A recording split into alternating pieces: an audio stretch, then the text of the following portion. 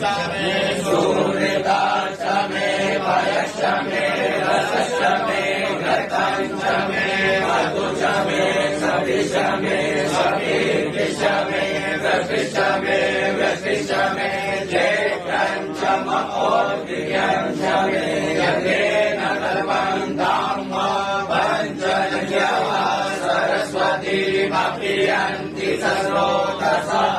सरस्वती भुवञ्चदासो देशे भवस्वरितम् येन कर्माण्यपसा भारे विराजन्ते गृह्णन्ति विदते कुलीयाः